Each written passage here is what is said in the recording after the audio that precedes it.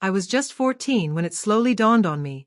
I wasn't the main character in my own family's narrative. It wasn't some dramatic realization that struck overnight. It was a quiet, aching truth that settled into my bones over time. The truth came wrapped in forgotten birthdays, empty bleachers during soccer matches, and vacant seats at parent-teacher meetings. My younger sister, Chloe, was the one who shined. She was the rainbow after the storm, the miracle baby following Mom's painful miscarriage. From the moment she arrived, she lit up the room. Me? I was the flickering light they stopped paying attention to once the sunrise came. Chloe got everything. Personal tutors, violin lessons she barely practiced for, the latest phone every year, and a Pinterest-worthy bedroom that looked like it belonged on the cover of a magazine. I, on the other hand, shared a cramped space with the laundry machines and was told that hand-me-downs built character. At first, I made excuses for it. I figured maybe money was tighter after Chloe was born. Maybe they just assumed I was stronger and didn't need much. I convinced myself they loved me, they just had too much on their plate. But the contrast became too glaring to ignore. Like when I pedaled my rusted bike to school while Chloe got chauffeured to her recital in a brand new Audi. A recital she barely cared about. Dad used to say, "We're raising kids, not staging a contest." But it always felt like one, and I was the forgotten contestant, disqualified before even stepping onto the stage.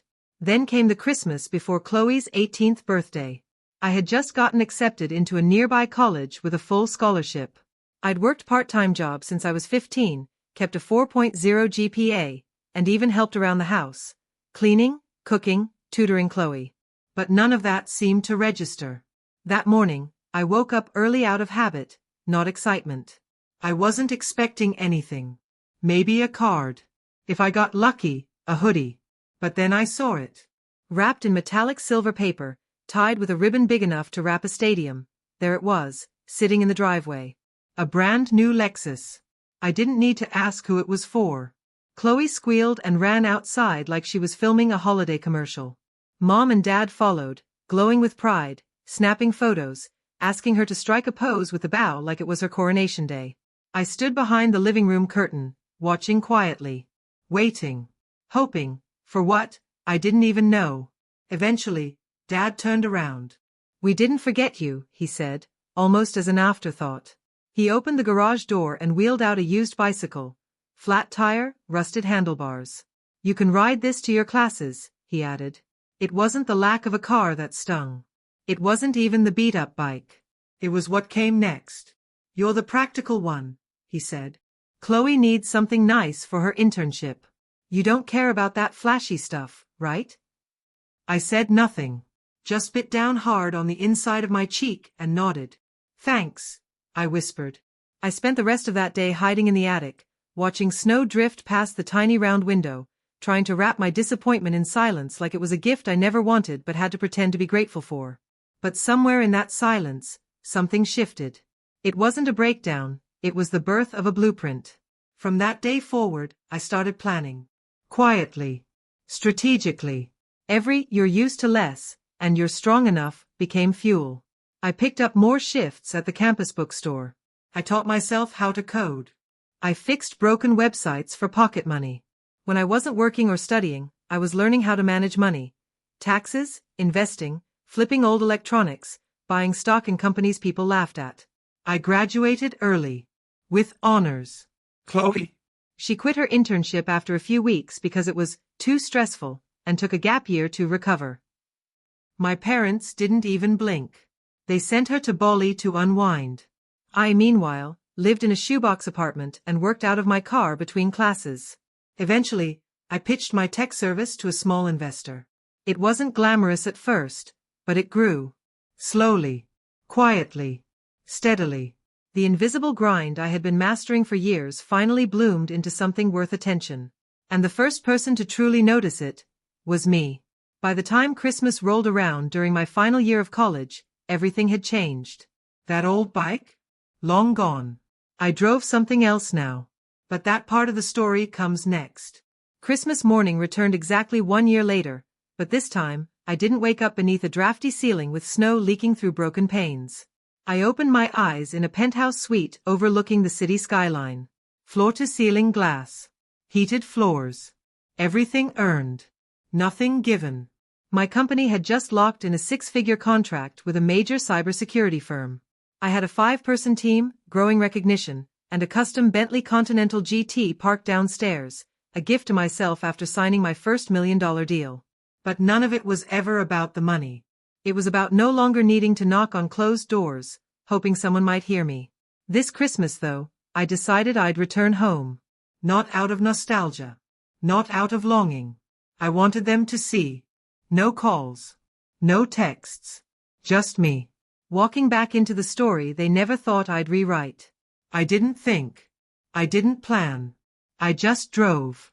The road stretched out like a frozen memory, quiet, blanketed in snow, as if the world had paused to let me retrace the steps of a chapter one never got closure from. When I pulled into the old driveway, the one where they once handed Chloe the keys to a brand new Lexus and tossed me a rusted bicycle, the garage door stood open. Nothing had changed. The same broken lawn chair slumped in the corner. That same crooked bicycle still hung uselessly on the wall. Chloe's Lexus was gone, of course. She crashed it over the summer and blamed faulty brakes. My parents covered the damages and handed her the keys to their SUV without question. She'd since moved back in after claiming that international travel had drained her spirit. Now, Mom referred to her as fragile, like she was made of glass. I walked up to the front door and knocked. Dad answered. His eyes immediately darted past me to the sleek black Bentley glistening against the snow. His expression flickered with disbelief. Is that a rental? I smiled calmly. No. It's mine. Chloe sauntered downstairs in some silky designer sleepwear, no doubt another indulgent gift. Her expression twisted as she saw me. Oh wow, she said, voice dipped in sarcasm. Did you win a sweepstakes or something?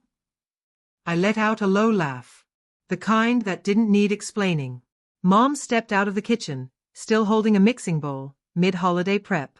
Her expression froze, that familiar look of controlled disappointment trying to resurface, but this time, something cracked through.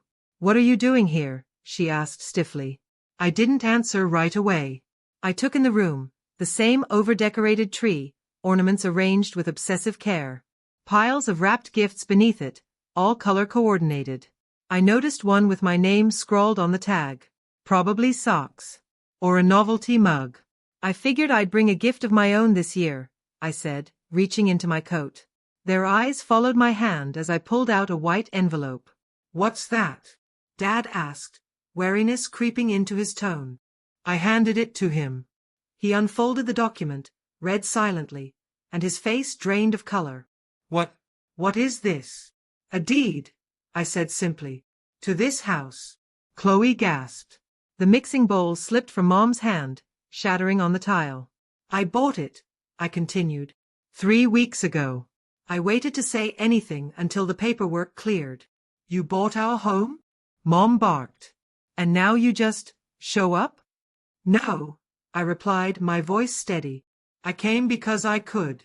The bank accepted my offer. The house was on the brink of foreclosure. I guess all those luxury vacations weren't free after all. You can't just evict us, Chloe snapped, her voice rising in pitch. Actually, I said, pulling out a second envelope, these are the legal notices. You've got 30 days. Dad just stood there, silent, still holding the papers like they were written in a language he couldn't read. You always said I was the practical one, I said. So I made practical choices. Turns out, you raised a businesswoman. You just didn't notice. Chloe threw her hands in the air. This is insane. You're being cruel. No, I said, stepping toward the door. I'm just settling the score. Remember last Christmas? I do. Every turn of that bike pedal, every sleepless night, every year used to less. I remembered all of it. Mom's face turned crimson. She shook with rage. We gave you shelter, food, this is how you repay us? I paused, looked back one last time. You gave me the basement. You gave her the world. And now, I own the land beneath it. I walked out. They stood motionless as I stepped back into the warmth of my Bentley. The engine rumbled to life, smooth, powerful, quiet. Just like I'd become. Then I drove away, leaving them behind on Christmas morning, like they were never part of my story. A few weeks later, the transfer was complete. The house was mine, legally, emotionally, symbolically. My parents left without a goodbye. Chloe took to social media, posting vague complaints about betrayal and toxic family members, as if she'd been the one wronged. I said nothing. I didn't need to. That first night, I walked through every room in silence. I let it wrap around me, not with sadness, but with closure. I touched the walls where I once sat ignored.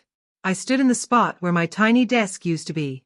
I opened the closet they once told me was all I deserved. It felt like wandering through the ruins of a battle I'd already won. Because I wasn't the same girl they'd cast aside. A month later, in the same town that once watched me ride that rusted bike in shame, people now gathered outside the gleaming office building bearing my name. My company's new headquarters stood tall, planted firmly in the very district my parents once called out of your league. But now, it was mine. Big, bold, permanent. At the grand opening, during a media interview, a reporter leaned in and asked, "What motivated you to start this journey?" I smiled, slow and sure. A bicycle and a Bentley. But that wasn't the end of the story. A few days after the piece went viral, I received a letter. Handwritten. From my grandmother, the one my parents always claimed had left nothing behind. Inside was a copy of her original will. In her clear script, she had written, "All my savings, stocks, and jewelry go to my first grandchild, the one who visited when no one else did, the one who never forgot me." Tucked inside was the account information. 7 figures. They had lied. They had always known. But now, the inheritance was mine. Already transferred. Already invested. Already working for me, like the justice they never saw coming.